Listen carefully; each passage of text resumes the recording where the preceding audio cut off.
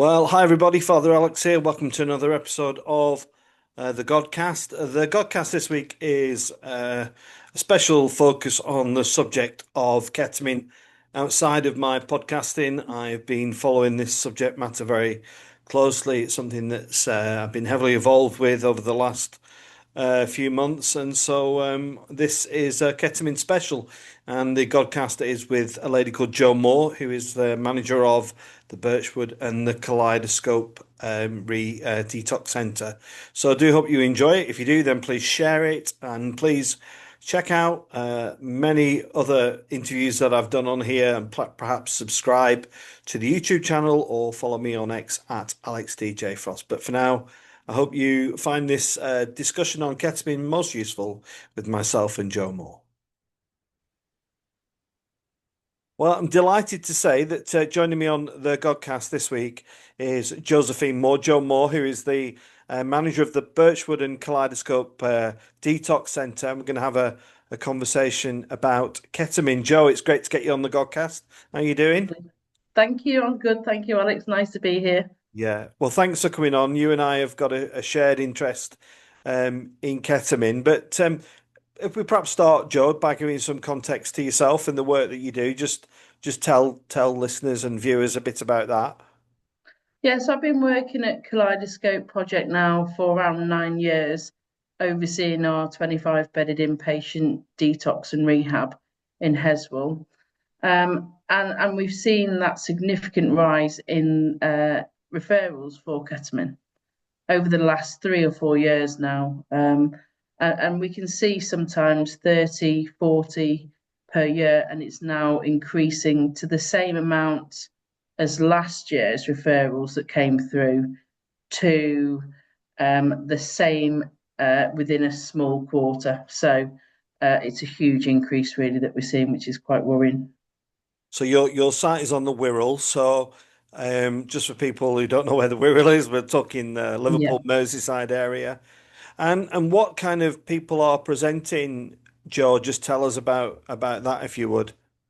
So we take referrals from all around the UK. So we've got a bit of a snapshot, really.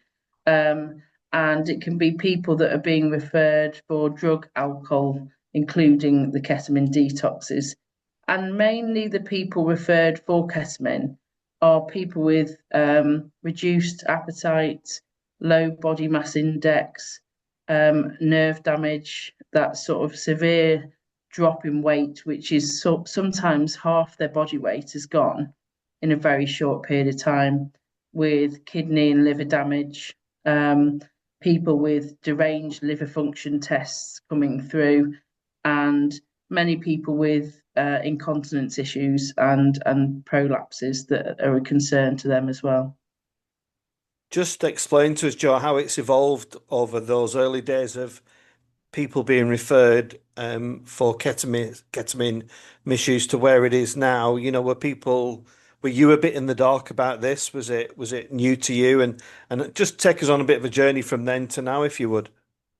So we've heard of ketamine in substance misuse, but it was mainly kind of used as that club drug element that would be used at weekends or to events. And there wasn't an issue before 2021 that we'd heard of. And in 2021, we had a trickle of young males coming through between the age of 18 and 24 that reported those incontinence and frequency in urination concerns. And we might have had sort of 3 to 5 during that first year. And we kind of raised that at the time as a public health concern because it had been unknown to us. And at the time, we just dealt with their symptoms as you would do with other medication and drugs that we detox from. And we're just making sure that people are comfortable, pain free, managing the frequency of urination with medication and the abdominal cramps. But we started to see a significant shift in 2023 where we would have people presenting with the significant injuries to their health and their bodies, which were irreversible at that point. And that's when we really kind of highlighted, look, this is going to be a significant impact to people's lives, to the risk of death, and to the increased cost to the NHS as well. And what about the demographic? Have you seen a shift there? I mean, in my context, my early awareness of ketamine was in children actually, not even adults, was young teenagers. Have you seen a shift in that respect as well?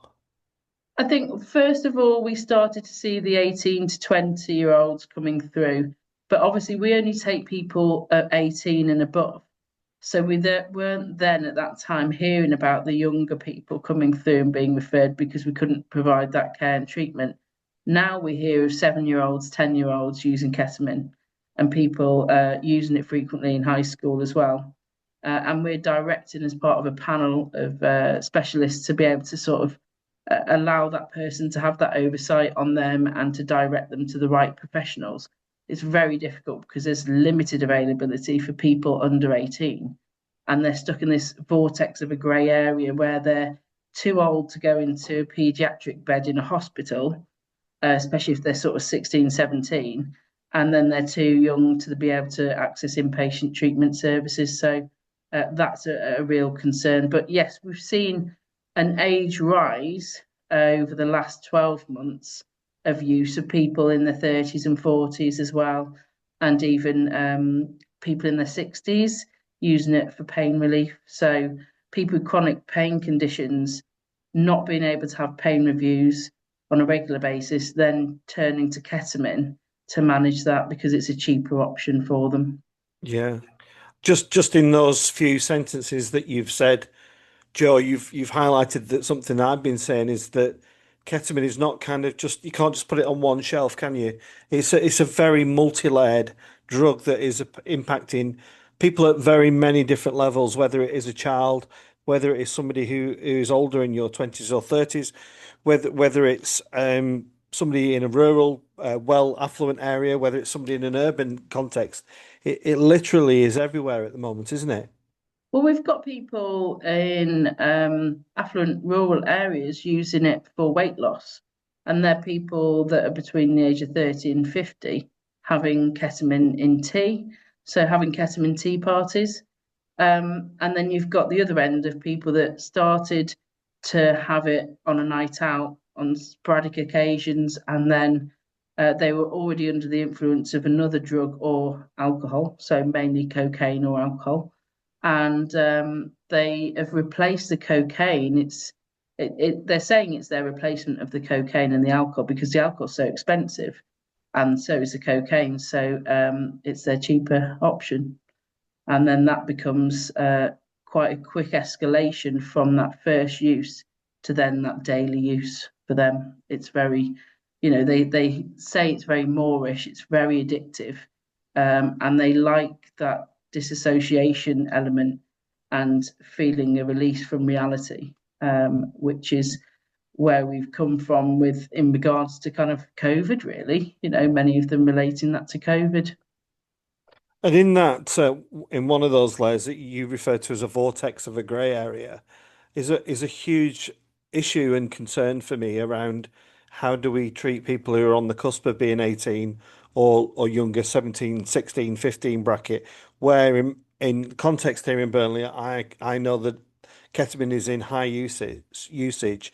And so when somebody presents to um, uh, um, or reaches out for help, whether to a GP surgery or counselling or whatever, that the response I think is not enough. There is this vortex of a grey area and as you put it, it's like what do we do with that 16? So, and in my and correct me if I'm wrong, but my understanding is that it's a talking therapy. It's something that would be usually administered by the parent.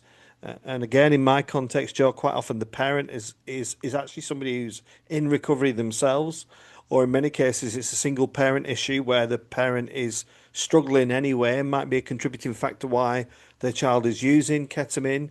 Um, I mean, I don't see any answers at the moment. I think this is a huge area for public health, for the NHS, all various areas of the situation about how to resolve this, about what we do with that younger group of people that are effectively addicted to a very dangerous drug. I think for us, we see lots of different dynamics, family dynamics. We see very supportive working parents who are able to support their loved one at home and care for their needs, but are struggling with that psychologically. So they're not struggling with paying for incontinence pads and sometimes paying for the private care element that they're having to go elsewhere for because they feel like they're just banging their head against a brick wall. And we've got other people, like you say, those people with a substance misuse history, people with mental health diagnosis, and their children are becoming unwell with the addiction, and they're at a complete loss. Many families have had a disruption, so those adverse childhood experiences relating to bereavement or relating to a family breakdown, that marriage breakdown, and being left with just one parent in the household. And we understand that obviously the benefit system is difficult and parents are having to work. And sometimes there's long periods where the children are left at home on their own and they need that care and nurture, and that's absent. And I think we've become a society of parents that are used to seeing their children spend long amount of times in their bedrooms with social media, with their Xboxes. And it's just the normal. No one's kind of eating around the table anymore and they are just absent. They know that they're in, but they don't know what they're doing. So many people come to us and say, I found a bag of incontinence pads, and I don't know where to start. And that's the first time that they've realised that their child's got a problem because they spend a lot of time in the rooms, they spend a lot of time in the bathroom, and that's completely normal. Mm. So it's taken a while for parents and caregivers to understand that there's an issue. Yeah. And again, with it being very multi-layered, I've got lots of different tangents that I'm going to go off here because I've got so many things racing through my mind. But what you said there about the family context is that, and also the idea that the child is spending a lot of time in isolation. And one of the Mhm. reasons why I want children as year five to be educated in ketamine abuse is because of what I'm hearing from primary school head teachers who are telling me that they are pleading with parents to check in what their children are doing and what they are watching and what they are listening. You know, the amount of rhetoric and anecdotal evidence that head teachers have given me of year five and year six children using sexual connotation discussions, sexual images, pornography, all those kind of things. Because when I've said to people, what, and I say year five need an education in ketamine, they're like, "What? No way!" But would you agree with where I'm going with this? It's a reality. That is the absolute reality. We are not able to understand fully the easiness and readiness of that social media and the content that they're seeing. It's almost that our children have just become more techie than we are, and that's real. Um, and I look at my son. Would I have been able to know what he was doing in his room from early senior school maybe and through college? I wouldn't have had a clue. Mm. I respected that boundary of the shut door, and I had a password protect on things, but actually the children bypass these things often, and they're able to see certain trends. So if they watch something, say on TikTok, and they watch something that's leading them down a path of being interested in ketamine and somebody promoting that use, very quickly their trend on TikTok and all of their information will come up with positives around why you can use ketamine and that fun element and the party element. So I think that we're kind of really behind the times. I don't always have an answer for that, but I do believe that by allowing children to be isolated and away from that family support, out of the way, that they're not really playing out that much anymore.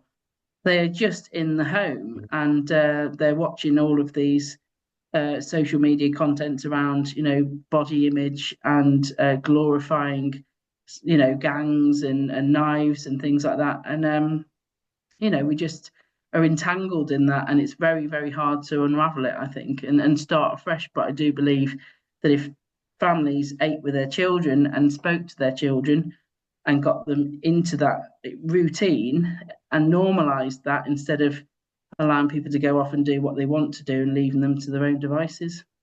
Yeah, I mean, I've heard I've had people approach me, mums who've said, my son is whizzing around in all sorts of decent gear. He's got the North Face tracksuit and the Nike trainers. He hasn't got a Saturday job. I'm not giving him any money. Yeah. And they're being attracted by ketamine as actually a way of making money as well, aren't they? Yeah, yeah. A lot of them are dealing for their own use as well. It's quick and easy. They're sucked in by these gifts that they're getting.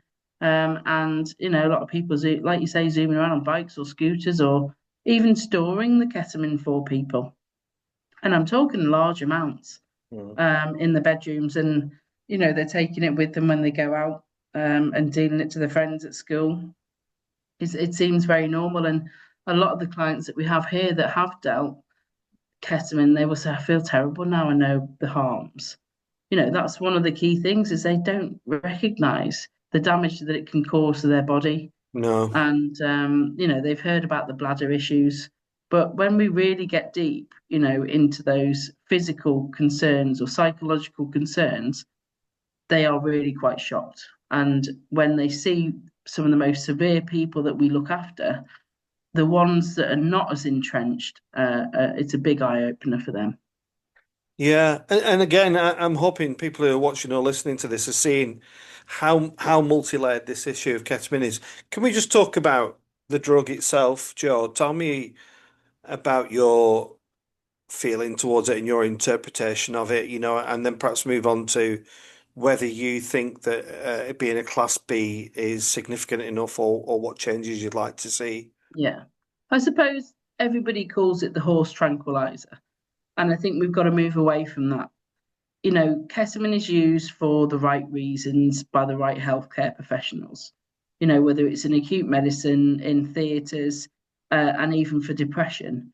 But it has to be monitored and it's micro dosing compared to what our ketamine users are using at the moment. And they can use anything from 2 grams to 20 grams per day, a significant amount, really, at a very low cost.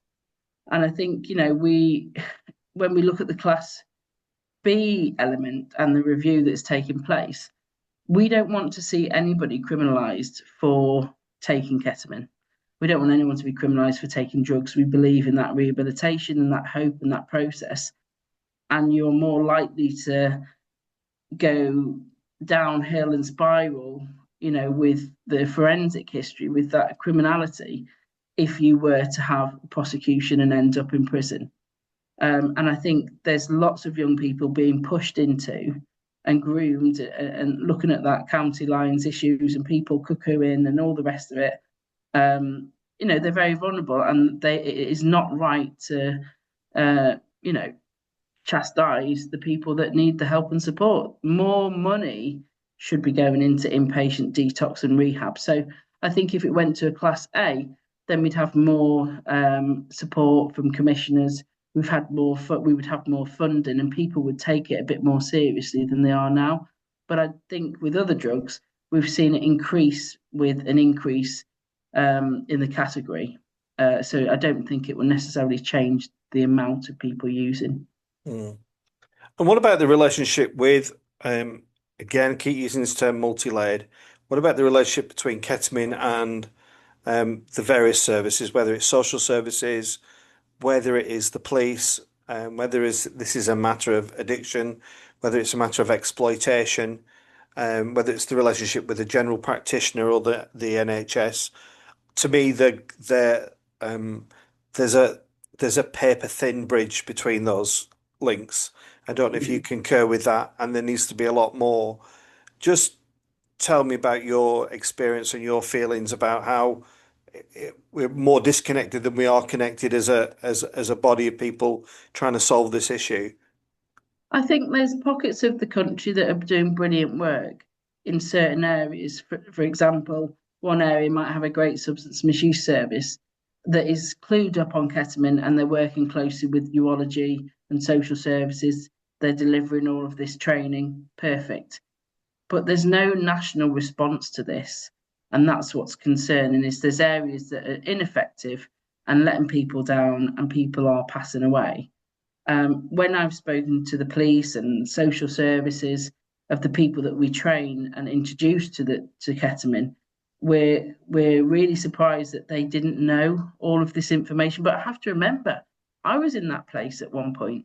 I was very uneducated in that area and spent a long time, like yourself, talking to people that use ketamine and the family members that are going through that difficult journey.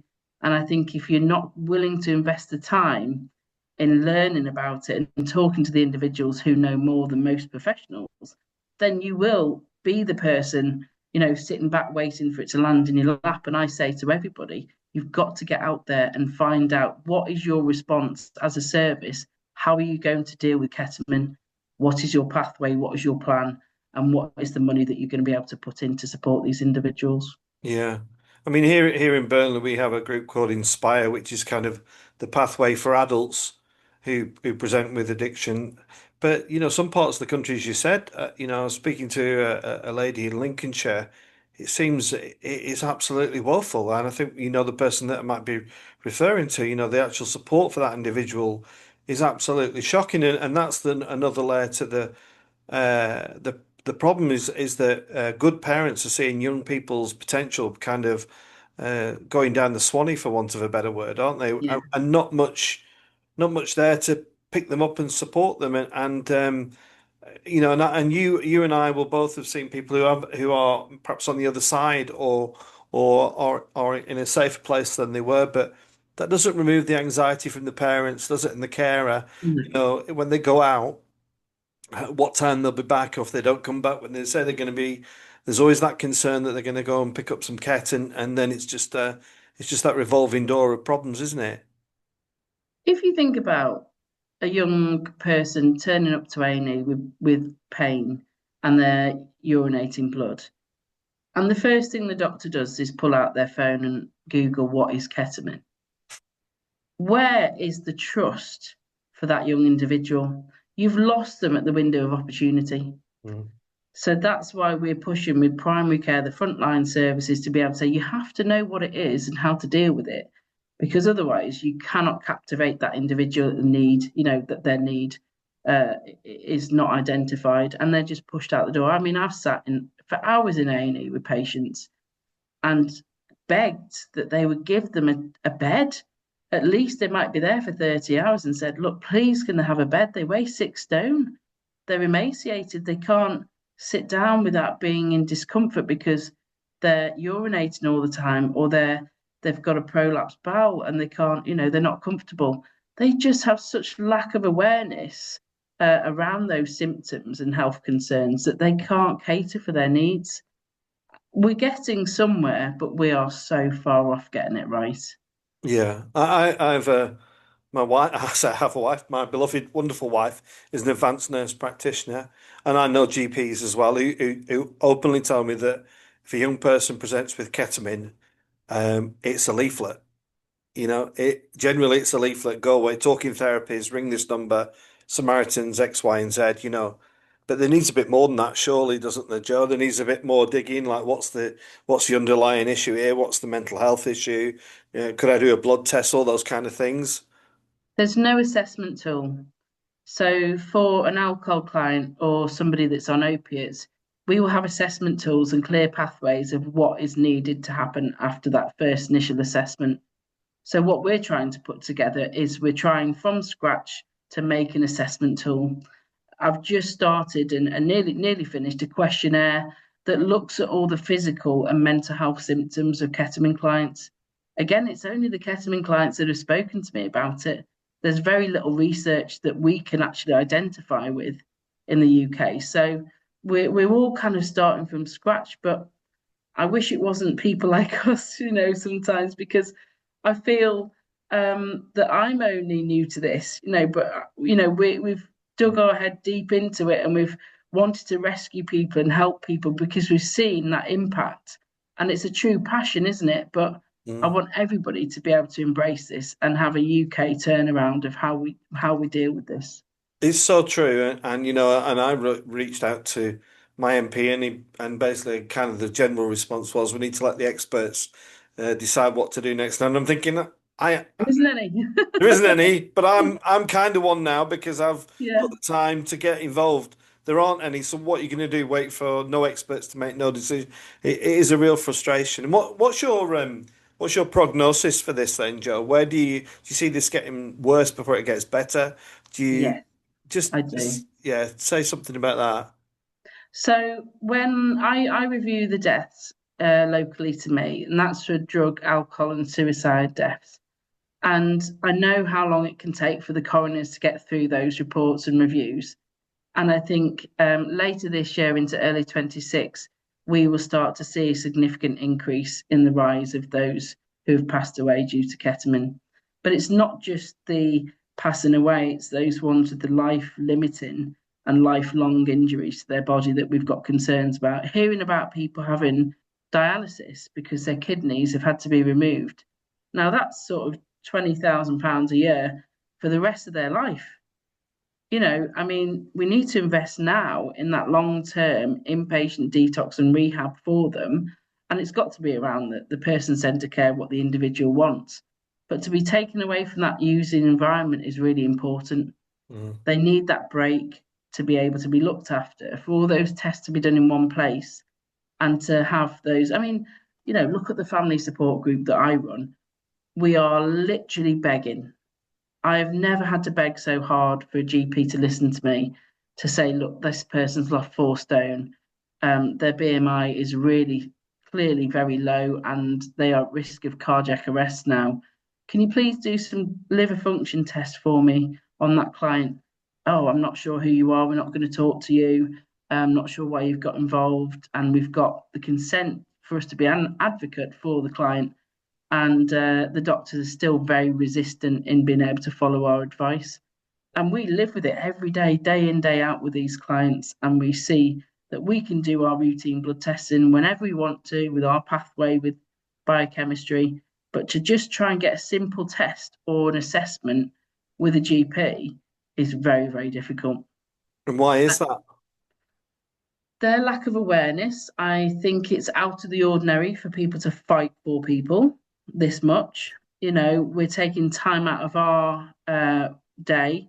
We don't get paid for any of this work. It's something to do as extra. So I work with a social worker from Leeds, and together we combat each individual and support the family. We might do a safeguarding referral. We write to the GP. We might speak to the local drug and alcohol service to try and get an assessment or do a referral. These people are thinking, who on earth are these people? Why are they so urgently saying there's a big concern? And the majority of the ones that we have helped have had some treatment, have had those assessments, or have had an inpatient detox and rehab.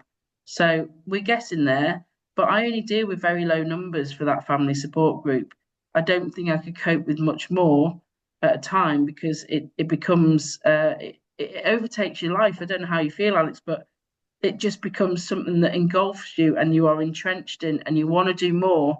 But you look and go, well, okay, we know about ketamine. People are learning about it, but what are we going to do about it? And I think that's the problem on everyone's lips is what next? Yeah, yeah, it's so true, Joe. I've become addicted to ketamine in a different way. Yeah, I yeah. can't shake it off. It's completely under my skin, and because of the reasons that you've identified. And what about just finishing up, Joe? What about people who might watch this out of intrigue or interest and think, who first is a ketamine addict? What would you say to them about a ketamine detox, first of all? I think coming into detox can be quite scary for individuals. They think it's a jail and they'll be locked in their bedrooms. That's absolutely not the case. People have great facilities now where you have your own bedroom, you're looked after by nurses and doctors. And what we try to do is we try to manage the symptoms. So if you've got bladder pain or frequency in urination, you're passing those clots in the mucus. We're trying to deal with those symptoms and looking at things like a benzodiazepine detox to help you settle and calm yourself while you're here. But there's staff on 24 hours a day to come and speak to if you've got those concerns, and we're there to reassure people. So, many of the staff that we work with have also been in your situation. So they've been addicted to a substance and they've got better and recovered. So it can happen, and it gives you hope that there is that light at the end of a very dark tunnel for you. And finally, Joe, what would you say to parents who might be watching this who may be worried sick? They may have heard about ketamine. They may have a suspicion that their child might be using it. What would you say? It's going to be a fight, and you need to get those gloves on because you are not going to get anywhere quickly or easily. So it's about knowing the pathway of contacting the GP, having a backup, having your emails, contacting the MP, contacting the local drug and alcohol service, and reassuring the person that you're caring for that you understand it's addiction.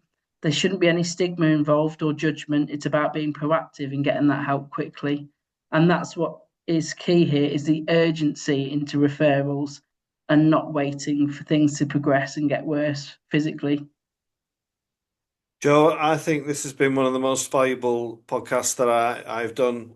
You know, I like talking to celebrities and musicians, but I like talking about ketamine because it is a big one and it's so important and it's impacting so many people. So I'm really grateful for your time, and I just want to thank you for what you're doing in supporting people with this nasty drug. Thank you.